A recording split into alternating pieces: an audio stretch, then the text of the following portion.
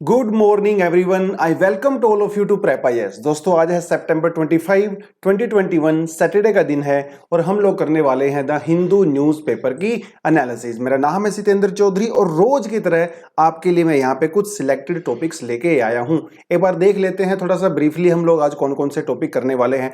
आज टॉपिक ज्यादा नहीं है लेकिन इंपॉर्टेंट है। देखिए, the first topic that we are going to do is Modi Biden talk of a new phase in relationship.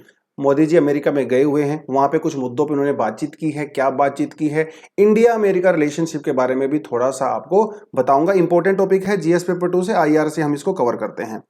अगला जो टॉपिक करने वाले हैं that is going to be about HC मतलब high court remarks on EWS economic weaker section quota set aside, इसके बारे में थोड़ा बताऊंगा। रिजर्वेशन के बारे में आज थोड़ी सी आपको मैं इंफॉर्मेशन यहाँ पे देने वाला हूँ इस टॉपिक के बहाने। देखिए, टॉपिक देखिए बहाना होता है, हमारा काम होता है इशू को करना, न्यूज नहीं पढ़ना है। हमारा काम होता है न्यूज बेस्ड इश्यूज या फिर इशू बेस्ड न्यूज। इशू क्या है? रिजर्वेशन। न्यूज क्या है? हाई कोर्ट का वर्डिक्ट। चलिए अगली न्यूज करने वाले हैं। Mizoram fears fresh influx from Myanmar. Myanmar में आपको पता है पहले से ही मिलिट्री कूप चल रहा है, बहुत ज्यादा वायलेंस चल रहा है, तो वहां से बहुत सारे लोग म्यांमार में, मिजोरम में और म्यांमार में के लोग जो है मिजोरम में आ रहे हैं। उसकी वजह से थोड़ा सा आपको मैं इंडिया म्यांमार के रिलेशनशिप के बारे में यहाँ पे बताने की कोशिश करूंगा। ठीक है, आईआर में आपका जीएस पेपर 2 से आप इसको कवर करते हो। अगला आने वाला है topic the when global firms disengage employment suffers. GS paper 3 में आपका क्वेश्चन आता है ये इसको ये है आज का एडिटोरियल सेक्शन। उसके अलावा कुछ और एडिशनल टॉपिक्स हैं जिसको हम लोग थोड़ा सा यहाँ पे देखेंगे। चलिए, नंबर ऑफ टॉपिक्स ज्यादा नहीं है लेकिन जो भी टॉपिक हैं वो बड़े इंपॉर्टेंट हैं। यूपीएससी का फाइनल रिजल्ट आ गया, लिस्ट सामने आ गई है, अभी सबको पता चल गया है कि किसका कितना रैंक है। तो कुछ लोग तो सेलिब्रिटी ऑलरेडी बन चुके हैं, कुछ दिन तो एकदम वो मस्त सेलिब्रिटी वाली जिंदगी जिएंगे। उसके बाद सब अपने अपने काम में लग जाएंगे, ट्रेनिंग पे जाएंगे और सभी अपने सर्विस में चले जाएंगे। इस बार के जो टॉपर हैं वो कौन है? इनका शुभम कुमार जी नाम है। He is from Bihar, IIT Bombay के स्टूडेंट रहे हैं। एंथ्रोपोलॉजी इनका ऑप्शनल था। ठीक है, पहले भी ये ऑलरेडी सिलेक्टेड कैंडिडेट हैं 2018 में आई गेस, अभी दोबारा से इनका रैंक 1 आया है। खैर वो सारी बातें ठीक हैं। आपको यहाँ से क्या बेनिफिट मिल सकता है, आप इससे क्या आउटकम ले सकते हो? देखिए, अभी टॉपर्स के इंटरव्यू आने शुरू हो जाएंगे, है ना? तो आपको जो है कुछ इंटरव्यूज देखने, ऐसा नहीं कि दिन भर बैठ के सुबह से शाम तक इंटरव्यू देख रहे हो। थ्योरी पार्ट सबको पता है, काम है प्रैक्टिकल वाला। तो आपको ये क्या प्रैक्टिकल सजेस्ट करते हैं, आपको वो देखना है। कौन सी बुक्स ये रिकमेंड कर रहे हैं। देखिए, टाइम शेड्यूल सबका अलग अलग होता है। इनका टाइम शेड्यूल अलग होता है, जो रैंक 2 होंगे, 3 होंगे, 4 होंगे, 5 होंगे, 500 होंगे, सबका टाइम शेड्यूल अलग अलग होता है। किसी की कैपेसिटी कम होती है, किसी की कैपेसिटी ज्यादा होती है, किसी की वीकनेस अलग होती है, किसी की स्ट्रेंथ अलग होती है। तो किसी के भी शेड्यूल को आप एज इट इज फॉलो नहीं कर सकते हो, क्योंकि आपका रूटीन अलग है, आपकी कैपेसिटी अलग है, उनकी अलग है। वो चीजें बहुत मैटर करती हैं, वो सब्जेक्टिव चीजें होती हैं, हर बंदे के हिसाब से वो चेंज होती रहती हैं। आपने क्या करना है, ऑब्जेक्टिव चीजों को देखना है। वो कौन सी बुक्स रेफर कर रहे हैं, नोट्स बनाने की टेक्निक उनकी कैसी थी, कैसे आंसर राइटिंग करते हैं, वो जो ऑब्जेक्टिव चीजें हैं ना, वो आपको पकड़ना है। ठीक है, ऑब्जेक्टिव चीजों को पकड़ो, अप्लाई करो। उसके अलावा जो अलग सब्जेक्टिव चीजें हैं वो अपनी कंडीशन के हिसाब से आप उसको अप्लाई कर सकते हो। मुझे जो चीज हो सकता है 1 घंटे में समझ आती है, किसी और को वही चीज 15 मिनट में भी समझ में आ सकती है। हो सकता है मेरा आंसर राइटिंग स्किल मेरे बहुत वीक हो लेकिन एनालिटिकल पार्ट मेरा स्ट्रांग हो सकता है मुझे फैक्ट्स याद ना होते हो, मुझे स्टोरी याद होती हो। सबका अलग अलग तरीका होता है, अलग अलग कैपेसिटी होती है। किसी को एज इट इज फॉलो नहीं कर सकते। अगर आप उसको एज इट इज फॉलो करोगे, इसका मतलब आपकी जो ओरिजिनलिटी है वो आपकी डिस्ट्रॉय हो रही है, और जब आपकी ओरिजिनलिटी डिस्ट्रॉय होगी तो आप रिजल्ट भी प्रोड्यूस नहीं कर पाओगे। इसीलिए शुभम जैन है, कुमार हैं, या जो बहुत सारे लोग हैं, थर्ड रैंकर जो इस बार आई हैं अंकिता जैन, वो दिल्ली से ही हैं। इनके बहुत सारे इंटरव्यू आप सुनोगे over a period of time. तो आपको ये करना है कि वहां से क्या पिक करना है, क्या नहीं करना है। That is your job. ठीक है, चलिए तो अगले 2022 के लिए मेरे ख्याल से हमारे जितने कैंडिडेट हैं, जो बच्चे हैं, ऑडियंस हैं, या तो वो 2022 के लिए फिर 2023 के लिए एम कर रहे हैं, तो थोड़ा सा समय है आपके पास। आपकी जो वीकनेस है उस पर आप काम कीजिए और लगातार इन एनालिसिस को देखते रहिए, तो धीरे धीरे मैच्योरिटी अपने आप आ जाएगी, प्रेपरेशन भी आपकी आगे बढ़ने लगेगी। चलिए, तो पहली जो न्यूज है आज की मेजर न्यूज वो है Modi Biden talk of a new phase in relationship. देखिए, इंडिया अमेरिका का रिलेशनशिप ना थोड़ा अप एंड डाउन रहता है हमेशा से। शुरू में तो वो डाउन ही था। अप टू 1990 इंडिया का और अमेरिका का रिलेशन बहुत खास नहीं थे, क्योंकि Pakistan was closer to America and India was closer to Russia, so because उस राइवलरी की वजह say that was not good. लेकिन 1990 के बाद हमारे रिलेशनशिप थोड़े से अच्छे हो गए हैं and over a period of time, जब से चाइना की ज़्यादा स्ट्रॉन्ग हुआ है, अमेरिका को चैलेंज कर रहा है चाइना, तब से हमारे रिलेशनशिप और ज़्यादा अच्छे हो गए हैं। तो बहुत समय के बाद बिकॉज कोविड चल रहा था, वैसे तो मोदी जी घूमते रहते थे कोविड से पहले, कभी टिकते नहीं थे घर पे अपने इंडिया में। खैर, अभी उनको मौका मिला है वहाँ जाने का, तो मोदी जी अमेरिका में गए हैं। देखिए, ये मोदी जी की बहुत पुरानी पिक्चर है, ये 1991 या 1990 की पिक्चर है। तब मोदी जी, ये देखिए पीछे क्या, ये व्हाइट हाउस है। देखिए समय कैसे चेंज होता है किसी भी इंसान का। ये लाइफ एक बहुत बड़ी है ना, इस जर्नी बहुत बड़ी है। आप कोशिश करते रहिए। कभी एक समय हुआ करता था मोदी जी भी व्हाइट हाउस के सामने खड़े होकर पिक्चर खिंचवाते थे। आज समय देखिए, व्हाइट हाउस के अंदर बैठ के ओवल ऑफिस में प्रेसिडेंट के साथ पिक्चर खिंचवा रहे हैं। तो भैया जर्नी बहुत बड़ी है। आज आपकी जो लाइफ है, यहाँ से आप लेसन भी ले सकते हो। आपकी आज जो लाइफ है वो आपकी फ्यूचर को डिफाइन नहीं कर रही है, इन द सेंस अगर आप कोशिश करते रहोगे over a period of time, तो थोड़ा थोड़ा थोड़ा थोड़ा जो आप इंप्रूवमेंट करते हो, एक दिन वो इंप्रूवमेंट इतना बड़ा नजर आता है कि आप बिल्कुल एकदम पीक पे होते हो। तो घबराना नहीं है। आज आपकी जो सिचुएशन है, हम लोग हर किसी की अलग अलग सिचुएशन है, सबकी जर्नी अलग अलग होती है। तो किसी की जर्नी से आप अपने आप को कंपेयर मत करो, अपनी जर्नी को अपने साथ लेके चलो, रोज थोड़ा थोड़ा इंप्रूव करो और अपने आप को एनालिसिस करो, एक प्रॉपर प्लान बनाओ और जिंदगी में सीरियस रहो। अगर आप सीरियस हो लाइफ को लेके, और होना भी चाहिए, और अगर आपका गोल सेट है और अगर आप थोड़ा थोड़ा इंप्रूव करते हो, तो सक्सेस की कोई बात नहीं है। सक्सेस एक दिन, कहते हैं वो 3 इडियट में, सक्सेस झक मार के आएगी। काबिलियत के पीछे भागो, रिजल्ट के पीछे मत भागो। ठीक है, चलिए। तो एक तो ये बात होगी। अभी मोदी जी किस किस मुद्दों पे बात करने वाले हैं? सबसे बड़ा मुद्दा तो यहाँ पे कोविड-19 वाला ही है। क्लाइमेट चेंज के मुद्दे पे बात करने वाले हैं, क्योंकि ग्लासगो में COP26 होने वाला है। अब क्लाइमेट चेंज को भी लेके बहुत सारी कंट्री इंडिया को फोर्स कर रही हैं कि अपने टारगेट को आप अपडेट करिए, एम्बिशियस टारगेट कीजिए एंड ऑल दैट। इंडिया खैर उस मामले में किसी की सुनता नहीं है ज़्यादा। डायस्पोरा की इंपॉर्टेंस के बारे में बात कर रहे हैं। जो अमेरिका में इंडियंस लोग रहते हैं, वो हमारे यहाँ पे रेमिटेंस भेजते हैं, या बहुत सारे लोग इंडिया में जो स्पेशली जो सर्विस सेक्टर में हैं, जो स्किल्ड हैं, वो अमेरिका में जाना चाहते हैं, वहाँ पे सेटल डाउन होना चाहते हैं। उसको लेके वहाँ के जो वीज़ा नॉर्म्स हैं काफ़ी स्ट्रिक्ट हैं। तो उसके बारे में बात करने वाले हैं कि वीज़ा नॉर्म्स को थोड़ा सा फ्लेक्सिबल करिए, वीज़ा थोड़ा ज़्यादा लोगों को दीजिए, उसके बारे में बात करने वाले हैं। उसके अलावा इन्होंने गांधी जी को, देखिए आदमी एक ही है, पर्सनैलिटी एक है, लेकिन आप उस पर्सनैलिटी से क्या ग्रैब करते हो वो अलग अलग चीजें हैं। गांधी जी, बहुत सारे लोग गांधी जी में बिलीव करते हैं, लेकिन कोई गांधी जी की किसी एक बात में बिलीव करता है, दूसरी में नहीं करता है, कोई दूसरी में करता है, पहली में नहीं करता है। अब गांधी जी को दोनों लोगों ने यहाँ पे जो है कोट किया है, मोदी जी ने भी और बाइडेन ने भी। बाइडेन ने जो बोला है वो बोला है टॉलरेंस के बारे में। देखिए गांधी जी बहुत टॉलरेंट थे, आप गांधी जी की लैंड से आए हो, तो हम चाहते हैं कि इंडिया भी एक टॉलरेंट कंट्री रहे, क्योंकि इंडिया में थोड़ा इंटॉलरेंस बढ़ गया है over a period of time, और पूरी दुनिया इसके बारे में बात करती है। तो इन्होंने गांधी जी को कोट किया एक अलग कॉन्टेक्स्ट में। मोदी जी ने गांधी को किया ट्रस्टीशिप वाला कोट किया कि मोदी जी ने कहा गांधी जी हमारे लीडर हैं, गांधी जी हमारे लिए इंस्पिरेशन हैं, पूरी दुनिया के लिए इंस्पिरेशन है। गांधी जी का मानना था कि जो अमीर लोग होते हैं, जो रिसोर्सेज जिनके पास होते हैं, वो एक्चुअल में ओनर नहीं होते हैं, वो ट्रस्टी होते हैं। तो मतलब वो डायरेक्टली अमेरिका को सिग्नल दे रहे हैं कि जो आप अपने आप को दुनिया का बॉस मानते हो, रिसोर्सेज का मालिक मानते हो, एक्चुअली में आप नहीं हो, आप सिर्फ एक ट्रस्टी हो। ये जो रिसोर्सेज हैं वो दुनिया के हैं, जनता के हैं। तो दोनों ने अपने अपने हिसाब से गांधी जी को कॉन्टेक्स्ट में यहां पे बोला है, लेकिन पर्सनैलिटी बिल्कुल कॉमन है। यही होता है गेम, ये डिप्लोमेसी का गेम है। उन्होंने भी गांधी जी को कोट किया, उन्होंने भी किया, लेकिन दोनों ने एक दूसरे के इनडायरेक्टली बात कर दिया।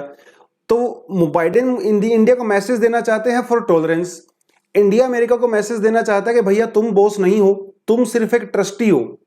एक्चुअल में बॉस लोग हैं, जनता है, दुनिया है। तो स्मार्ट गेम है, दोनों तरफ से स्मार्ट गेम खेलते हैं। एनीवेज, इंडिया अगर अमेरिका के रिलेशनशिप की बात करूं, इस एडिटोरियल, इस आर्टिकल के बहाने से थोड़ा सा आपको मैं एक स्टोरी में लेके जाना चाहूंगा। वैसे तो इंडिया अमेरिका के रिलेशनशिप अगर हम लोग करने लगेंगे तो 2-3 घंटे का टॉपिक है, फिर भी मैं आपको 5 मिनट में करवाने की कोशिश करूंगा, बिकॉज आई अज्यूम कि आपको पहले से बहुत सारी चीजें पता होती हैं, है ना। चलिए, इंडिया अमेरिका का रिलेशनशिप काफी पुराना है, नेहरू जी के समय से चला आ रहा है, ठीक है। लेकिन 1950 में जब कोरियन वॉर हुआ था, इंडिया ने अमेरिका को अपोज किया था।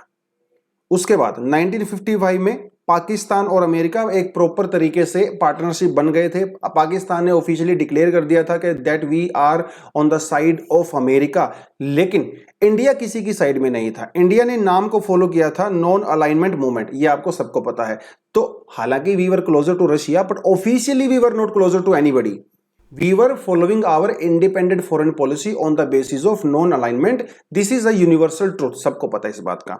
1962 में जब चाइना इंडिया का वॉर हुआ था, उस समय अनएक्सपेक्टेडली अमेरिका सपोर्टेड इंडिया, और अमेरिका का एक शिप था, एयरक्राफ्ट, नाम उसका याद नहीं है मुझे अभी, एलिजाबेथ या समथिंग ऐसा करके था। एनीवे जो भी था, अमेरिका ने इंडिया की हेल्प के लिए उसको बे ऑफ बंगाल में तैनात कर दिया था। जिस दिन उसको तैनात किया ना, उसी दिन चाइना ने यूनिलेटरली विड्रॉ कर लिया था वॉर से। That was a threat of America at that point of time in 1962 and India was very thankful to China to America for this help in 1962। लेकिन रिश्ते बहुत अच्छे नहीं हुए। 4 साल के बाद जब अमेरिका ने वियतनाम पे वॉर किया, इंडिया ने अमेरिका को क्रिटिसाइज किया। अब ये वो समय था जब इंडिया फूड ग्रेन के लिए, स्पेशली वीट के लिए, अमेरिका के ऊपर डिपेंड होता था। तो जब इंडिया ने वियतनाम वॉर को अपोज किया तो अमेरिका ने भी इंडिया को ब्लैकमेल करना शुरू कर दिया कि हम लोग आपको वीट नहीं देंगे, फूड ग्रेन नहीं देंगे। और यही वो समय था जब अमेरिका के इस ब्लैकमेलिंग को टैकल करने के लिए इंडिया ने ग्रीन रेवोल्यूशन को इंट्रोड्यूस किया इंडिया में। कहानी देखो कहां से चल रही है। उसके बाद 1968 में इंडिया ने एनपीटी पे साइन करने से मना कर दिया, नॉन प्रोलिफरेशन ट्रीटी। ये ट्रीटी कहती है कि आप न्यूक्लियर बम नहीं बनाओगे, और अगर आप न्यूक्लियर बम बनाते हो तो आप उस टेक्नोलॉजी आप टेस्ट नहीं करोगे। इंडिया ने कहा ऐसा नहीं हो सकता, मैं तो न्यूक्लियर बम बनाऊंगा भी और टेस्ट भी करूंगा। इसीलिए इंडिया ने एनपीटी के ऊपर साइन नहीं किया था, और बहुत सारी कंट्री ने, स्पेशली अमेरिका ने, इंडिया के ऊपर इकोनॉमिक सैंक्शंस लगा दिए थे because India did not sign NPT. उसके बाद पाकिस्तान का 1971 में, you know very well, India का पाकिस्तान का वॉर हुआ। अमेरिका ने पाकिस्तान का खुल के सपोर्ट किया। इवन अमेरिका का वही एयरक्राफ्ट कैरियर जो 1962 में आया था, 7th फ्लीट, वो भैया बे ऑफ बंगाल के अंदर तैनात कर दी थी अमेरिका ने। अमेरिका ने इंडिया को खुला चैलेंज दिया था कि अगर आप पाकिस्तान के साथ लड़ाई करते हो तो हम आपके ऊपर अटैक करेंगे। उस समय रशिया ने हमारी हेल्प करी, हम लोगों ने रशिया के साथ फ्रेंडशिप ट्रीटी साइन किया। हालांकि उस वॉर का नतीजा जो भी हुआ सारी दुनिया ने देखा, बांग्लादेश फाइनली पाकिस्तान से अलग हो गया एंड इंडिया गॉट विक्ट्री, खुल्लम खुल्ला, है ना। 90,000 सोल्जर्स को हम लोगों ने उनके सरेंडर करवा दिया था। बहुत जबरदस्त है कि हिस्टोरिकल चीज, ऐसा कभी हुआ नहीं सेकेंड वर्ल्ड वॉर के बाद। खैर वो सारी चीजें हुई। 1974 में इंडिया ने पोखरण में न्यूक्लियर टेस्ट किया, एवरीबॉडी नोज। चलिए यहां पे क्वेश्चन आपसे पूछता हूं, आप मुझे ये बताओ कि पोखरण में जो टेस्ट हुआ था उसका नाम क्या था? उसका नाम क्या था? ये तो आप बताओगे मुझे कमेंट सेक्शन में। इजी क्वेश्चन है, सबको पता है, स्कूल टाइम से ही हम लोग इसको पढ़ते आ रहे हैं। एक बार मेमोरी को थोड़ा रिफ्रेश करो अपनी, बताओ मुझे पोखरण में जो टेस्ट किया था उसका नाम क्या था? एनीवेज, तो 1974 में जब इंडिया ने न्यूक्लियर टेस्ट किया तो अमेरिका ने, यूरोप ने इंडिया के ऊपर इकोनॉमिक सैंक्शंस लगा दिए थे। उसके बाद 1980s में अमेरिका ने खुल के पाकिस्तान की हेल्प करी। क्यों? सबको पता है, क्योंकि अफगानिस्तान के अंदर रशिया था। अमेरिका ने पाकिस्तान की हेल्प से मुजाहिदीनों को बनाया, उनको हथियार दिए, इकोनॉमिक हेल्प दिया। तो Pakistan was a great partner of America against the Soviet Union, है ना, that was present in Afghanistan. So यहां से अमेरिका और पाकिस्तान के रिलेशन बहुत गहरे हो गए। वो आज के नहीं है, बहुत पुराने रिलेशनशिप हैं। 1988 में राजीव गांधी, सॉरी यहाँ पे आर लिख लेना, राजीव गांधी ने विजिट किया अमेरिका को, तो हमारे रिलेशनशिप में थोड़ी सी एक रिफ्रेशमेंट आया। लेकिन 1991 में आपको पता है कि रशिया डिसइंटीग्रेट हो गया। रशिया इंडिया का बहुत अच्छा पार्टनर था। जब रशिया इंटीग्रेट हुआ और यहीं पर हम लोगों ने एलपीजी रिफॉर्म भी किया, उसके बाद इंडिया के अमेरिका के रिलेशनशिप थोड़े से अच्छे होना शुरू हुए, क्योंकि उसके बाद हम रशिया से थोड़ा सा दूर होते चले गए। और क्योंकि हम लोगों ने अपनी इकोनॉमी को लिबरलाइज कर लिया था, तो अमेरिकन और यूरोपियन कंपनीज से इंडिया में बहुत सारा एफडीआई आया। तो डेफिनेटली भैया जहां से पैसा आ रहा है तो रिलेशनशिप भी उसके साथ ही अच्छे होंगे। रशिया से हमारे कोई बहुत ज्यादा इकोनॉमिक रिलेशनशिप नहीं है, डिफेंस और स्ट्रेटेजिक रिलेशनशिप है, ठीक है। वो सारी की सारी बात होती रही। उसके बाद बिल क्लिंटन भी इंडिया में आए और वो सारी की सारी चीजें होती रही। फाइनली 2005 में एक बिल्कुल माइलस्टोन जिसे कहते हैं लैंडमार्क जो है एक मोड़ आया हमारे रिलेशनशिप में, जब इंडिया ने यूएस के साथ सिविल न्यूक्लियर डील साइन किया। मतलब अभी अमेरिका इंडिया में न्यूक्लियर प्लांट्स लगा रहा है, और जब इंडिया ने इस डील साइन किया तो एनएसजी के अंदर भी इंडिया को वेवर दे दिया गया। मतलब अभी दूसरी कंट्रीज भी इंडिया के साथ न्यूक्लियर डील कर सकती हैं, and it was a great great waiver for India. इससे अमेरिका ने दुनिया को पूरा ये बता दिया कि हम लोग इंडिया को एक न्यूक्लियर पावर रिकॉग्नाइज करते हैं, पूरी दुनिया इंडिया के साथ न्यूक्लियर डील कर सकती है। बहुत लैंडमार्क एक मोड़ था इंडिया और अमेरिका के रिलेशनशिप के बीच में। उसके बाद 2020 में हमारे पास बेसिक एक्सचेंज कोऑपरेशन एग्रीमेंट हुआ, जिसके तहत अमेरिका हमें सर्विलियंस की हेल्प करता है। अभी गलवान में जब हो रहा था सब कुछ चाइना के साथ, अमेरिका ने हमें इंटेलिजेंस प्रोवाइड करवाया था कि कहाँ पे किसके बंकर हैं, कहाँ पे कितने सैनिक हैं, वो सारी की सारी चीजें वो बेसिक एक्सचेंज और कोऑपरेशन एग्रीमेंट के तहत ही किया जाता है। उसके बाद लॉजिस्टिक एक्सचेंज मेमोरेंडम एग्रीमेंट भी हम लोगों ने किया है, जिसके तहत अमेरिका के जो शिप्स हैं, जो जहाज हैं, वो इंडिया में आ सकते हैं उनकी रिपेयर वगैरह के लिए, पानी वानी पीने के लिए, तो उसके लिए आ सकते हैं वो इंडिया में। इंडिया के एयरक्राफ्ट वगैरह भी in time of war battle वहां पे जा सकते हैं, तो they can use Indian air bases in times of crisis. तो लॉजिस्टिक एक्सचेंज के अंदर ये चीजें की गई हैं। उसके बाद कम्युनिकेशन, जो इसे कोमकासा बोलते हैं, ये भी एक बहुत लैंडमार्क है, 2018 में हुआ था। इसके तहत अमेरिका इंडिया को कुछ सिक्योर कम्युनिकेशन लाइन प्रोवाइड कराता है, satellite communication and all that. Indian army या इंडियन जो डिफेंस फोर्सेज हैं अभी बहुत ज्यादा सिक्योर कम्युनिकेशन चैनल यूज नहीं करती हैं, चाइना वाले इनको इंटरप्रेट कर सकते हैं। तो अमेरिका इंडिया को एक बहुत ही सिक्योर लाइन प्रोवाइड कराता है अंडर कमकासा। उसके अलावा इंडिया रिलेशनशिप के बारे में जितनी बात करो, सारा दिन बात कर सकते हैं हम लोग, लेकिन वो एक अलग से टॉपिक रहेगा। ये तो मैंने आपको थोड़ा सा बता दिया था, एक हल्का सा इंट्रोडक्शन देने के लिए, ठीक है। चलिए अब बात करते हैं इंडिया और म्यांमार के बारे में बात करते हैं। वी वेरी वेल नो कि इंडिया और म्यांमार पड़ोसी हैं। कभी के समय में they used to be one country also, है ना, बाद में अलग अलग हो गए, वो सारी सारी चीजें हैं। लेकिन इंडिया के ऐसे कौन कौन से स्टेट हैं जो म्यांमार के साथ बाउंड्री शेयर करते हैं, एग्जाम में आपसे पूछ सकता है, from north to south and south to north. देखिए आंध्र प्रदेश, सॉरी अरुणाचल प्रदेश है, नागालैंड है, मणिपुर है और मिजोरम है। त्रिपुरा नहीं है भैया, Tripura does not share boundary with Myanmar. India सबसे ज्यादा बाउंड्री किसके साथ शेयर करता है? बांग्लादेश के साथ करता है, बांग्लादेश। उसके बाद किसके साथ करता है? चाइना के साथ करता है, ठीक है। उसके बाद किसके साथ करता है? पाकिस्तान के साथ करता है। थर्ड और फोर्थ किसके साथ करता है, ये मुझे कमेंट सेक्शन में बता दो, ठीक है। बांग्लादेश, चाइना, पाकिस्तान, एंड फिर आप मुझे बताओ किसके साथ शेयर करता है थर्ड और फोर्थ। कमेंट सेक्शन का है, आपने बताना है मुझे। एनीवेज, अब आप सबको पता है कि म्यांमार के अंदर क्या हो रहा है। म्यांमार के अंदर मिलिट्री कूप चल रहा है भैया, मतलब मिलिट्री कूप तो हो गया, अभी वहां पे वायलेंस चल रहा है।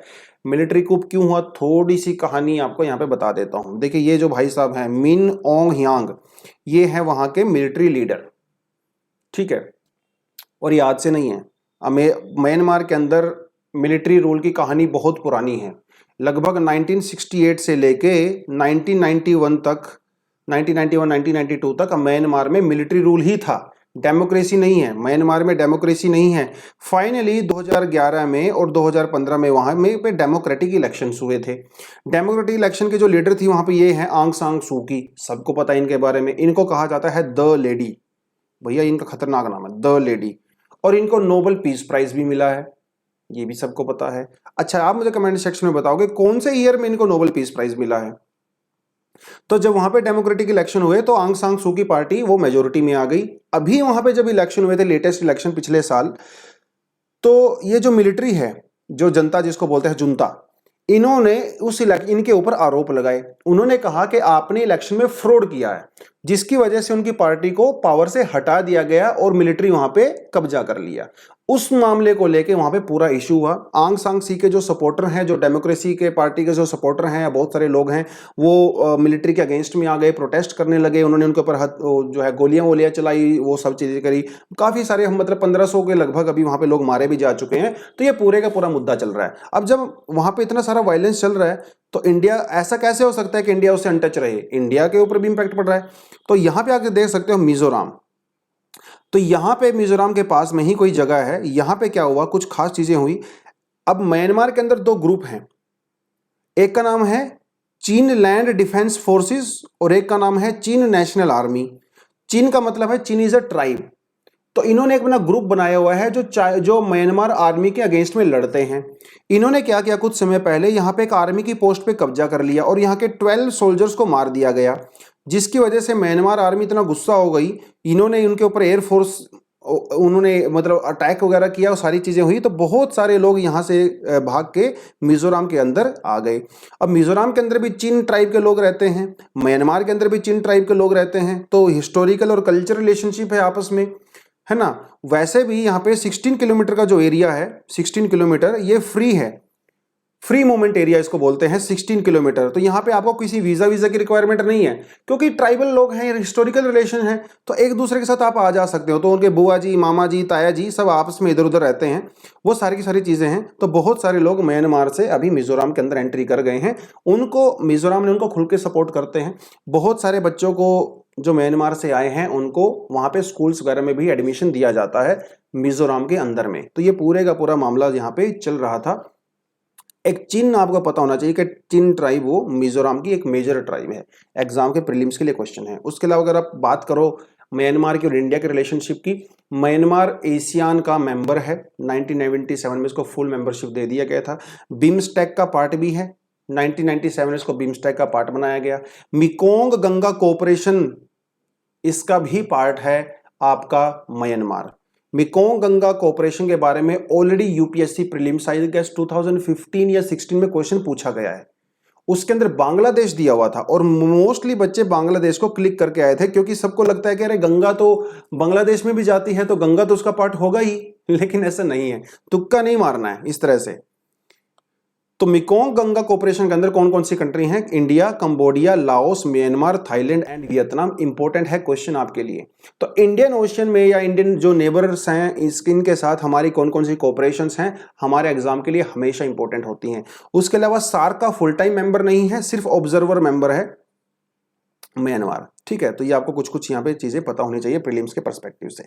चलिए अगली न्यूज आती है high court remarks on EWS quota set aside. आप सबको पता है कि रिसेंटली सरकार ने क्या किया, जो इकोनॉमिक वीकर सेक्शन है उसके लिए 10% का कोटा दिया गया था रिजर्वेशन में, है ना, गवर्नमेंट जॉब्स में और एजुकेशन इंस्टीट्यूशंस में। ये कोई पुरानी न्यूज है, नई न्यूज नहीं है। लेकिन बात यहां पे नहीं रुकती है, बात है मद्रास हाई कोर्ट ने क्या कहा। किसी ने उस ईडब्ल्यूएस कोटा के अगेंस्ट में पीआईएल डाली थी और उसके पीआईएल के चक्कर में मद्रास हाई कोर्ट ने यह कहा है कि सरकार ने ईडब्ल्यूएस कोटा दिया, उससे हमें कोई प्रॉब्लम नहीं है, लेकिन ये कोटा देने से पहले सुप्रीम कोर्ट की परमिशन लेनी चाहिए थी। तो ये क्या बात हुई भैया, सरकारी काम है वो सरकार करेगी, वो सुप्रीम कोर्ट से हर बात के लिए परमिशन थोड़ी लेगी। अब ये बात चलेगी सुप्रीम कोर्ट में। सुप्रीम कोर्ट ने मद्रास के हाई कोर्ट के इस डिसीजन को खारिज कर दिया। उन्होंने कहा कि ये सरकार का काम है, सरकार को करने दीजिए। हाई कोर्ट हर चीज के लिए आप कोर्ट से परमिशन नहीं ले सकते हो, है ना। सेपरेशन ऑफ पावर भी तो कोई चीज होती है, तो जो चीजें गवर्नमेंट की है उसको गवर्नमेंट को करने दो। तो ये पूरे का पूरा मामला यहाँ पे था। लेकिन रिजर्वेशन वाला मुद्दा है तो उसको हम लोग करते हैं। न्यूज इंपॉर्टेंट नहीं है, न्यूज के पीछे की कहानी इंपॉर्टेंट है। थोड़ा सा आपको मैं यहाँ पे रिजर्वेशन के बारे में बता देता हूँ। दोस्तों कुछ लोगों को लगता है कि रिजर्वेशन इसलिए दिया जाता है ताकि आपको जॉब मिले। नहीं नहीं, जॉब देना रिजर्वेशन का कोर पॉइंट नहीं है। जॉब देना is not the end point. Job is just a means, एक तरीका है। एंड पॉइंट क्या है? बैकवर्ड जो कम्युनिटीज हैं, जो एजुकेशनली और सोशली बैकवर्ड हैं, उनको एम्पावर करना है, उनको मेन स्ट्रीम में लेके आना है। हजारों हजारों साल का जो डिस्क्रिमिनेशन है जो उनके साथ किया गया है और जो अभी भी किया जाता है, सोशली और एजुकेशनली बैकवर्ड लोगों को एडवांस करना है। तो दो बेसिकली रिजर्वेशन देने के, जिसे हम लोग पॉजिटिव डिस्क्रिमिनेशन भी कहते हैं, ठीक है, उसको देने के दो कारण हैं। एक तो कारण है एडवांसमेंट और एक कारण है एडिक्वेट रिप्रेजेंटेशन। अभी भी आप देख लीजिए सोसाइटी में हर मामले में, चाहे पॉलिटिक्स हो, चाहे इकोनॉमी हो, चाहे बिजनेस हो, चाहे एजुकेशन हो, मोस्टली आपको रिप्रेजेंटेशन वहां पे हायर कास्ट का नजर आता है। और एडवांसमेंट की अगर आप बात करो सोशली और एजुकेशनली, आप देखोगे कि जनरल कैटेगरी जो लोग हैं, जो स्वर्ण जातियां हैं, वो हमेशा से ही आगे रही हैं और अभी भी आगे हैं। तो ये दो रीजन की वजह से आपको रिजर्वेशन दिया जाता है। पॉवर्टी एलिवेशन नहीं है, रिजर्वेशन गरीबी हटाओ प्रोग्राम नहीं है, जैसा कि बहुत सारे लोग सोचते हैं। तो रिजर्वेशन एक बिल्कुल सेपरेट मुद्दा है, कभी अलग से करेंगे। हल्का सा आपको बता देता हूं कि हमारे कॉन्स्टिट्यूशन के अंदर कौन कौन से प्रोविजंस हैं जो रिजर्वेशन के साथ डील करते हैं। आर्टिकल 15(4), 15(5), 15(6), आर्टिकल 16(4) और 16(6) एग्जाम में आपको इसके बारे में पूछ सकता है प्रीलिम्स में, ठीक है, इसलिए मैंने यहाँ पे ये आर्टिकल्स को डाला है। अगर आप रिजर्वेशन की नॉर्मल से बारे में बात करो, इंडिया में रिजर्वेशन जब शुरू किया गया था तो it was only there for the 10 years. और ये सिर्फ लेजिस्लेचर में था, पार्लियामेंट के अंदर था, ये अलग से नहीं था। बाद में हम लोगों ने इसको जॉब्स में और अलग से जो है ऐड किया, 15(4), 5, 6 और 16(4) एंड 5 एंड ऑल दैट, बाद में इसको किया गया। लेजिस्लेचर में जो रिजर्वेशन दिया गया था इनिशियली कॉन्स्टिट्यूशन के अंदर, दैट वाज अंडर आर्टिकल 334। हर चीज प्रीलिम्स के लिए यहां पे आपके लिए रिक्वायरमेंट है। 2019 में हम लोगों ने 103rd कॉन्स्टिट्यूशनल अमेंडमेंट करके इकोनॉमिक बैकवर्ड सेक्शन को भी 10% का रिजर्वेशन दे दिया। ये 103 कॉन्स्टिट्यूशनल अमेंडमेंट हुआ था, ये आपको पता होना चाहिए। 40% जो सीट हैं अभी वो जनरल कैटेगरी के लिए अवेलेबल है, आप यहाँ पे देख सकते हो। एसटी के लिए 7.5, एसटी के लिए, एससी के लिए 15, ओबीसी के लिए 27 और ईडब्ल्यूएस इकोनॉमिक वीकर सेक्शन के लिए 10%। और इसके अलावा अगर आप देखो तो जो डिफरेंटली एबल्ड लोग हैं उनके लिए भी 3% का कोटा रहता है। तो मोर और लेस 60% का ओवरऑल कोटा चलता है और 14% वो जनरल कैटेगरी वाले उसमें फाइट करते हैं। जनरल कैटेगरी का जो 40% होता है इसमें एससी, एसटी और ओबीसी भी फाइट कर सकते हैं, ऐसा नहीं है कि वो अपनी कैटेगरी में ही फाइट करते हैं। तो बाकी जो मेरिट लिस्ट बचती है उसके अंदर हर कोई फाइट कर सकता है, ये भी आपको यहाँ पे पता होना चाहिए। एससी और एसटी कैटेगरी के लिए प्रमोशन में भी रिजर्वेशन है, सिर्फ और सिर्फ सिलेक्शन में ही नहीं है, प्रमोशन भी है, ये भी आपको पता होना चाहिए। एससी और एसटी कास्ट में कोई भी क्रीमी लेयर का प्रोविजन नहीं है, ओबीसी में क्रीमी लेयर का प्रोविजन है। क्या प्रोविजन है जरा कमेंट सेक्शन में बता दो मुझे कि किनको कहा जाता है कि क्रीमी लेयर का किसको बेनिफिट मिलता है। ये लक्ष्मीकांत का टॉपिक है, लक्ष्मीकांत में एकदम साफ साफ दिया हुआ है कि किनको हम लोग क्रीमी लेयर के अंदर मेजर करते हैं, ठीक है, आप मुझे वो बताओगे। उसके अलावा 1991 में मंडल कमीशन हुआ था, वहां से शुरू हुआ था 27% of OBC quota in government jobs and higher education, ठीक है। थोड़ा सा बैकग्राउंड मैंने आपको दे दिया। आपके कुछ भी विचार हो सकते हैं रिजर्वेशन के ऊपर, डिपेंड करता है आपका फैमिली बैकग्राउंड, आपका कास्ट बैकग्राउंड, वो सारी चीजें। लेकिन हम लोगों का एग्जाम में जब भी आप लिखते हो आंसर या फिर इंटरव्यू में आप हमेशा क्वेश्चन पूछते जाते हैं आपसे, आप हमेशा सुप्रीम कोर्ट का या फिर ओवरऑल गवर्नमेंट का पर्सपेक्टिव ही आप वहां पे बताते हो और वही आपको लिखना होता है। आपका पर्सनल व्यू कुछ भी हो सकता है, लेकिन पर्सनल व्यू में जाने से पहले आप इस पिक्चर को जरूर देख लेना। इनइक्वालिटी, इक्वालिटी, जस्टिस और इक्विटी, इन चीजों में फर्क होता है। हम लोग जस्टिस से भी ऊपर होता है इक्विटी, इक्विटी की बात करते हैं या फिर जस्टिस की बात करते हैं। इक्वालिटी नहीं चाहिए, इक्वालिटी से बड़ा होता है जस्टिस, न्याय चाहिए, न्याय जिसे कहते हैं सोशल जस्टिस, सामाजिक न्याय के लिए रिजर्वेशन दिया जाता है। दोस्तों, जो वीकर सेक्शन है उनको ऊपर लेके आना है, उनको एडिक्वेट रिप्रेजेंटेशन देना है, वो सोशली और एजुकेशनली बैकवर्ड है उनको एम्पावर करना है, इसलिए रिजर्वेशन दिया जाता है। पॉवर्टी वो रिजर्वेशन का मुद्दा नहीं है। पॉवर्टी के लिए तो बहुत सारे प्रोग्राम सरकार ने चला रखे हैं अलग से, है ना। चलिए अब करते हैं आज का एडिटोरियल। अब तक हम लोगों ने कुछ टॉपिक पढ़े, थोड़ा सा डिटेलिंग में आज मैं गया हूं। अब करते हैं आज का एडिटोरियल सेक्शन। जीएस पेपर 3 से आता है, इकोनॉमी सेक्शन से आता है, लेकिन एडिटोरियल में जाने से पहले आप देखिए ये क्वेश्चन, हो सके तो कोशिश करना कि इसका आप आंसर लिखो, क्योंकि इसका आंसर आज के एडिटोरियल से कवर हो जाएगा। यह जो क्वेश्चन बनाया गया है आज के एडिटोरियल से ही बनाया गया है। FDI is considered as an oil for employment generation and growth for developing countries like India. In the backdrop of above statement, critically analyse the present situation of FDI in India and its employment generation potential with some examples. जबरदस्त question है, बढ़िया question है। 250 word में लिखो। देखिए initially आप 250 word में लिखने की आदत डालो, धीरे धीरे 150 में भी लिखने लगोगे, क्योंकि प्रैक्टिस हो जाएगी, चीजें समझ में आने लगेंगी, है ना।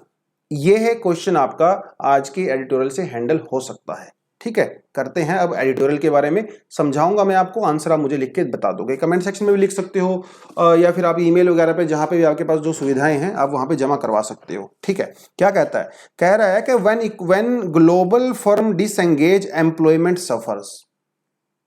ग्लोबल फर्म यानी कि जो एमएनसी कंपनीज होती हैं, जो मल्टीनेशनल कंपनीज होती हैं, जब वो डिसएंगेज होती हैं, डिसएंगेज का मतलब है कि जब वो इंडिया से बाहर भाग जाती हैं, हमारे कंट्री में एम्प्लॉयमेंट सफर करता है, अनएम्प्लॉयमेंट बढ़ता है।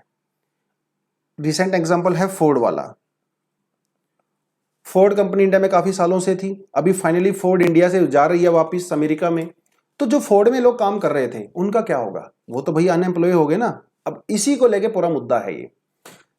रिसेंटली रिपोर्ट में कहा गया है, centre for monitoring Indian economy, CMEIA इसको बोलते हैं, ये ऑनलाइन डेटा कलेक्ट करता है जो लोग एम्प्लॉयमेंट अनएम्प्लॉयमेंट को लेके। इसने कहा है कि जुलाई के महीने में इंडिया में जो अनएम्प्लॉयमेंट था वो था 7%। अगस्त के महीने में इंडिया में जो अनएम्प्लॉयमेंट है दैट इज 8.3%। इसका मतलब इंडिया में अनएम्प्लॉयमेंट बढ़ रहा है। 2021 की बात कर रहे हैं, लेटेस्ट डेटा है, ठीक है। अब यहां पे एक चीज आपको बताता हूं, ये जो जॉब लॉस हुआ है, जो अनएम्प्लॉयमेंट जनरेट हुआ है, देखिए कैसे हुआ, इसका इसका थोड़ा सा बताता हूं आपको। जो लोगों का जॉब लॉस हुआ है वो एग्रीकल्चर सेक्टर में हुआ है, यानी कि एग्रीकल्चर सेक्टर में जो लोग काम करते थे उनका जॉब लॉस हुआ है। अब आप सोच रहे होंगे सर ये तो बड़ी खराब चीज है, लोगों का जॉब लॉस होगा एग्रीकल्चर सेक्टर में, लेकिन एग्रीकल्चर सेक्टर में जॉब लॉस होना is not a bad thing, it's a good thing. सरकार चाहती है, हम लोग भी चाहते हैं कि इंडिया में जो एग्रीकल्चर सेक्टर में लोग एम्प्लॉयड हैं वो लोग ज्यादा से ज्यादा मैन्युफैक्चरिंग सेक्टर में जाएं। एग्रीकल्चर सेक्टर तो ऑलरेडी ओवरबर्डन है भैया, उस बर्डन को कम करना है। तो हुआ ये कि एग्रीकल्चर सेक्टर से लोग नॉन फार्म की तरफ चले गए, जो एक अच्छी बात है। और ये नॉन फार्म में कहां गए, अब सभी लोग तो टीसीएस में और टाटा में और टीसीएस उधर एलएनटी में तो जॉब मिलने से रही, कहां गए, एग्रीकल्चर सेक्टर में तो अनस्किल्ड लोग होते हैं ना। अब अनस्किल्ड लोगों को तो एचडीएफसी वाले तो जॉब नहीं देंगे, अनस्किल्ड वाले को मारुति वाले तो जॉब नहीं देंगे। अनस्किल्ड वर्कर जो एग्रीकल्चर सेक्टर से गए हैं उनमें से मेजॉरिटी लोग जो हैं वो स्मॉल ट्रेडिंग में और बिजनेस वगैरह में चले गए हैं, छोटे मोटा बिजनेस जो होता है या स्मॉल ट्रेडिंग जो दुकान दुकान पे काम करते हैं वैसा। तो ये लो एंड सर्विस जॉब्स होती हैं, ज्यादा सैलरी यहां पे नहीं होती है। तो यहां पे दो सिनेरियो हैं, आपको देखना पड़ेगा। पहले सिनेरियो में लोग एग्रीकल्चर को छोड़ के दूसरी जगह पे गए, जो एक अच्छी बात है। दूसरी जहां पे भी गए हैं वो लोग, वहां पे उनको ज्यादा सैलरी नहीं मिलती है, तो एक अच्छी बात नहीं है। तो सरकार कई बार ये कहती है कि देखो देखो क्या हो रहा है कि लोग एग्रीकल्चर सेक्टर में बर्डन कम हो रहा है, लेकिन भैया आप उसका क्वालिटी भी तो देखो, क्वांटिटी पे फोकस मत कीजिए। यूजुअली क्या होता है, नॉर्मल समय में लोग एग्रीकल्चर सेक्टर से कंस्ट्रक्शन सेक्टर में शिफ्ट हो जाते हैं। सीजनल होता है वैसे तो बेसिकली, जैसे जब धान की रोपाई वगैरह होती है तो लोग एग्रीकल्चर सेक्टर में आ जाते हैं, जब एक बार वो रोपाई वगैरह खत्म हो जाती है तो लोग दोबारा कंस्ट्रक्शन सेक्टर में चले जाते हैं। तो ये इधर से उधर शिफ्ट होते रहते हैं। अब यहां पे समस्या दूसरी है, इस बार क्या हुआ, लोग एग्रीकल्चर सेक्टर से कंस्ट्रक्शन सेक्टर में जाने की बजाय लोग लो एंड सर्विस में शिफ्ट हो गए। आप बोलोगे सर ऐसा कैसे हो गया, क्योंकि इंडिया में इस समय एग्रीकल्चर सेक्टर बिल्कुल बॉटम पे है, ग्रोथ नहीं कर रहा है। तो एग्रीकल्चर सेक्टर से जो लोग कंस्ट्रक्शन सेक्टर में जाते थे वो बेचारे मजबूरी में अभी दूसरी सर्विसेज में जा रहे हैं जो लो एंड सर्विस हैं। This is not good for economic recovery. China में पिछले 30 साल में जो इकोनॉमी ग्रोथ हुई है, बहुत लोगों का मानना है कि वो मैन्युफैक्चरिंग सेक्टर उसको ड्राइव करता है, वो बात ठीक है, लेकिन चाइना में construction sector is the biggest sector. सबसे ज्यादा एम्प्लॉयमेंट चाइना में कंस्ट्रक्शन सेक्टर में प्रोड्यूस होती है। इंडिया को अगर ग्रोथ करना है तो कंस्ट्रक्शन सेक्टर को बढ़ाना पड़ेगा, इंफ्रास्ट्रक्चर डेवलपमेंट करना पड़ेगा, जो कि अभी नहीं हो रहा है। यहां पे इस सेक्टर में यह चीज बताई गई है। यूजुअली क्या होता है, इकोनॉमी को कौन सी चीज ड्राइव करती है, इकोनॉमी को ड्राइव करती है डिमांड, क्योंकि जितनी ज्यादा डिमांड होगी उतनी ही ज्यादा प्रोडक्शन होगी, जितनी ज्यादा प्रोडक्शन होगी उतनी ही ज्यादा एम्प्लॉयमेंट जनरेशन होगी। इंडिया में समस्या क्या है ना, अभी इंडिया में डिमांड नहीं है, क्योंकि लोगों के पास जॉब्स नहीं है, उनकी बेचारों की उनके पास पैसा नहीं है, तो क्या ही डिमांड करेंगे। तो इंडियन इकोनॉमी को कौन ड्राइव कर रहा है, अभी डिमांड तो नहीं कर रही है, कौन ड्राइव कर रहा है, ड्राइव करता है पब्लिक सेक्टर और प्राइवेट सेक्टर इन्वेस्टमेंट। सरकार को चाहिए कि वो ज्यादा से ज्यादा इन्वेस्ट करे, प्राइवेट सेक्टर को भी चाहिए कि वो ज्यादा से ज्यादा इन्वेस्ट करे, तभी इंडिया में प्रोडक्शन स्टार्ट होगा। इंडिया क्या करता है, देखिए इंडिया में पब्लिक सेक्टर और प्राइवेट इन्वेस्टमेंट भी काफी कम है, तो फिर इंडिया कैसे डेवलप कर रहा है। देखो मतलब यहां पे कई चीजें हैं, ना तो इंडिया में डिमांड है, ना इंडिया में प्राइवेट सेक्टर इन्वेस्ट कर रहा है, ना इंडिया में पब्लिक सेक्टर इन्वेस्ट कर रहा है, तो फिर इन्वेस्टमेंट आ कहां से रही है भाई, इन्वेस्टमेंट आ रही है एफडीआई से, एफडीआई से इन्वेस्टमेंट आ रही है। और जब एफडीआई से इन्वेस्टमेंट आती है तो जॉब जनरेशन होता है, मैन्युफैक्चरिंग सेक्टर ग्रो करता है। India is one of the most attractive country for the FDI investment अभी के समय में। अब यह बात तो सबको पता है कि एफडीआई से जॉब जनरेशन हो रही है, लेकिन उस जॉब की क्वालिटी क्या है, यह बहुत बड़ा क्वेश्चन मार्क है। क्या वो गुड क्वालिटी जॉब है या बैड क्वालिटी जॉब है, या वो हाई पेइंग जॉब है या लो पेइंग जॉब है, इसके बारे में आपको देखना पड़ेगा। अगला पैराग्राफ क्या कहता है? अगला पैराग्राफ कहता है कि इंडिया में मैन्युफैक्चरिंग सेक्टर के अंदर काफी ज्यादा जॉब्स क्रिएट हुई है as a result of FDI, specially automobile sector में। इंडिया को ऑटोमोबाइल सेक्टर का कैपिटल कहा जाता है दुनिया में। बहुत सारी ऑटोमोबाइल कंट्री इंडिया में प्रोड्यूस करती हैं अपने सामान को। अब यहां पे देखिए, इंडिया में ऑटोमोबाइल सेक्टर में लगभग 20 जो है आपका जो है 19.1 मिलियन के लगभग लोग यहां पे काम करते हैं। 2022 में 38 मिलियन लोग इंडिया में ऑटोमोबाइल सेक्टर में डायरेक्टली या फिर इनडायरेक्टली इंक्लूड होने वाले हैं। अब ऑटोमोबाइल सेक्टर जो इतनी ज्यादा जॉब क्रिएट करता है, इसके ऊपर भी तलवार लटकी हुई है। क्यों? Because of the pandemic, because of the lockdown, because of the shortage of semiconductors and because of the exit of Ford. Ford ने एग्जिट कर लिया इंडिया से। कुछ समय पहले इंडिया से नोकिया ने भी एग्जिट किया था। सिटी बैंक भी इंडिया से एग्जिट करने वाला है। तो फोर्ड नोकिया और जो सिटी बैंक है, यहां के जो एम्प्लॉइज है बेचारे वो कहां जाएंगे? तो एफडीआई आ रही है इंडिया में, वो अलग बात है, लेकिन उस एफडीआई की क्वालिटी क्या है ये एक अलग बात है। ठीक है, तो जो फोर्ड से नोकिया से जो लोग गए हैं बेचारे, ये तो हो गए अनएम्प्लॉयड। यहां पे कई सारी समस्याएं हो गई। और सिर्फ यही कंपनी है, कई और ऐसी कंपनियां इंडिया में जो एग्जिट करने की सोच रही हैं, कभी भी एग्जिट कर सकती हैं। अब इसके दो इंपैक्ट होते हैं। पहला इंपैक्ट होता है एप्रीहेंशन, डर का माहौल पैदा होता है, क्योंकि इतनी सारी कंपनियां जब जाती हैं तो इंडिया में इन्वेस्टमेंट का माहौल खराब होता है जिसकी वजह से इंडिया में प्राइवेट इन्वेस्टमेंट नहीं आ पाता, और जब प्राइवेट इन्वेस्टमेंट नहीं आता तो एम्प्लॉयमेंट भी जनरेशन नहीं होता है। दूसरा माहौल होता है मिसमैच ऑफ लेबर। अब आप ये देखिए कि जो लोग, अब फोर्ड तो यहां से चली गई, नोकिया तो यहां से चला गया, सिटी बैंक तो यहां से जाएगा। अब इन कंपनीज के अंदर जो लोग जॉब करते थे वो हाईली स्किल्ड लोग थे, कई कई साल से यहां पे काम कर रहे थे। अब वो हाईली स्किल्ड लोग तो बेचारे अनएम्प्लॉयड हो जाएंगे। अब वो जाएंगे दूसरे सेक्टर में, तो दूसरे सेक्टर में उनको प्रेफरेंस दी जाएगी because they are highly skilled. जो नए लोग हैं आपके जैसे मेरे जैसे, जो अभी बिल्कुल फ्रेशर हैं, क्या फ्रेशर को जॉब मिलेगा? तो नई जो फ्रेशर लोग हैं उनको जॉब नहीं मिलेगा, क्योंकि पुराने लोगों को जॉब की प्रेफरेंस दी जाएगी जो इन कंपनी से निकल के आए हैं। तो एक मिसमैच आता है हमारी पूरी इकोनॉमी में एम्प्लॉयमेंट के अंदर, उस मिसमैच को दूर करना है। दूसरी बात क्या है यहाँ पे, ये आपका जो कंक्लूजन ही है, यहाँ पे कंक्लूजन में अंदर देखिए इन्होंने क्या कह रखा है। कंक्लूजन में इन्होंने कहा है कि जो बड़ी बड़ी कंपनियां थी, इतने साल से काम कर रही थी, पहले इन्होंने एक अच्छा माहौल बनाया था, लेकिन अभी बहुत सारी कंपनियां एग्जिट कर रही हैं, और सिर्फ इंडिया से ही नहीं, अलग अलग कंट्री से भी एग्जिट कर रही हैं। इसके कुछ कारण हैं। एक तो कारण आपको पता है यहाँ पे चाइना ही है। जो कोल्ड वॉर चल रहा है between America and China, Europe and China, उसकी वजह से बहुत सारी यूरोपियन और अमेरिकन कंट्रीज वापिस जो है जा रही हैं यूरोप में और अमेरिका में। तो इन कंट्री से वो अपनी डेवलपमेंट को वापस ले रही हैं। They are not secure any more, ये समस्या है यहाँ पे। स्केप्टिसिज्म मतलब उनके मन में डर, एक शक की भावना आ गई है। प्रोटेक्शनिज्म की वजह से हर कंट्री अपने आप को आज क्लोज करने की कोशिश कर रही है। एक समय हुआ करता था जब everybody was talking about globalisation, लेकिन आज जैसे आप इंडिया की बात करो, आत्मनिर्भर भारत की बात करते हैं, अमेरिका की बात करो तो वो लोग भी अमेरिका फर्स्ट की बात करते हैं, है ना। आप चाइना की बात करो, वो लोग भी डोमेस्टिक मार्केट को ग्रो करने की बात करते हैं।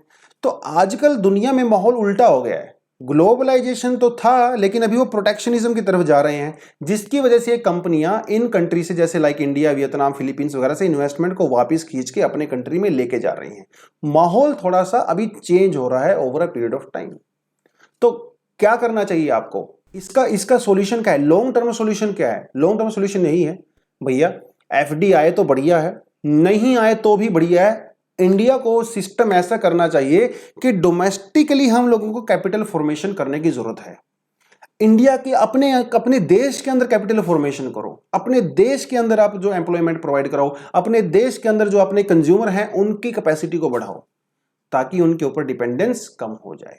ऊपर से जो प्राइवेट इन्वेस्टमेंट है, आप प्राइवेट इन्वेस्टमेंट को इंसेंटिव दीजिए ताकि वो और ज्यादा इंडिया के अंदर इन्वेस्ट करें, ज्यादा से ज्यादा। जो जैसे टाटा, बिरला, अंबानी, अडानी, तो इन्होंने कहा है कि आप इनके ऊपर रिस्ट्रिक्शंस लगाने के बजाय इनको और ज्यादा फ्रीडम दीजिए। जितना ज्यादा इन्वेस्टमेंट होगा उतना ही ज्यादा एम्प्लॉयमेंट जनरेशन होगा और इकोनॉमी ग्रो करेगा। ठीक है, तो यही था आज का एडिटोरियल। क्वेश्चन जो आपको दिया हुआ है वो यहां से हैंडल हो सकता है, तो आई वांट कि आप सभी लोग उस आंसर को लिखें। ठीक है, चलिए। उसके अलावा कुछ एडिशनल रीडिंग के लिए आपको यहाँ पे दिया हुआ है, आप इन आर्टिकल्स को भी पढ़ सकते हो। इसमें से कुछ तो रिपीटेड ही हैं, कुछ नए हैं जो आपको पढ़ना है, तो आप उसको यहाँ से पढ़ सकते हो। ठीक है, तो चलिए, this is all for the day. Thank you very much, all the best, जय हिंद।